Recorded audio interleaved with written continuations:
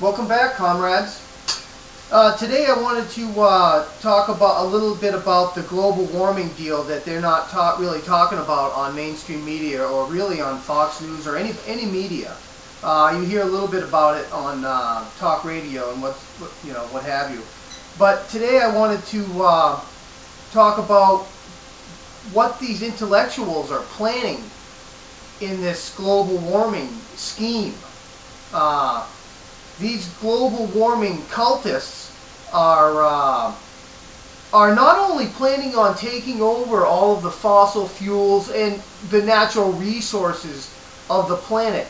Their schemes go way deeper than that and are much more diabolical. There's a lot of talk about population control.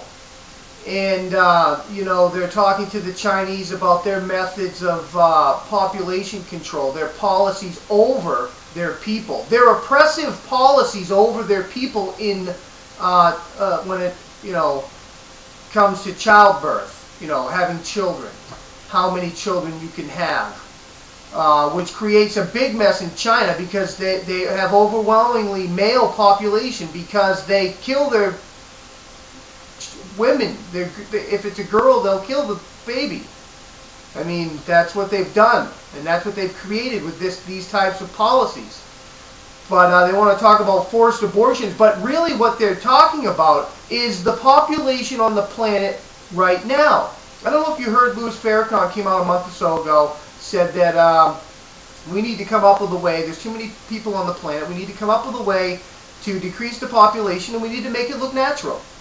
Okay, this global warming scheme is nothing more than a way to infiltrate their population killing mechanisms, and that's exactly what it's all about. We've already seen some of these mechanisms through the green movement by producing ethanol. Ethanol takes corn, uses corn. Corn is a food. When you use food for fuel, it raises the price of food. Corn is in just about everything. Corn. It's what you feed the cattle. It's what's in your soda. It's in everything. There's some type of corn in just about everything. It raised the prices of food, and millions of people in third world countries starved to death. That's what ended up happening because of ethanol. But you don't hear nothing about that, do you? Of course not, because it was a green movement plan to eliminate people on the planet because they are trying to convince the population of the world and of this country especially that people are breathing too much, and they've actually said that the air that we breathe, CO2, is a poison, is a poisonous gas. They have already determined it and declared it. It's a poisonous gas. So now they need to regulate the populations. They talk about, you can only have one child, what have you. But they're killing people. This Codex Guidelines, this is something that's going to come through the healthcare system, okay? This is the healthcare plan. They don't care about what's in it right now. It's all about the structure, laying the groundwork to implement all of these population-reducing policies. This is the Codex Guideline deal, okay? This is controlled by Dr. Rolf Grossless, MD. He's a German. He's worked with the German government, the BFR, a risk assessment evaluation organization. Why is this important? Because Dr. Grossless has presided over the transition of the worldview of nutrients as a necessary component of health and life. And they've transformed it to nutrients considered as toxins, which require risk assessment strategies designed to reduce the amounts that may be used only in doses so small that it brings about no biological change which can be detected in even the most clinically sensitive person.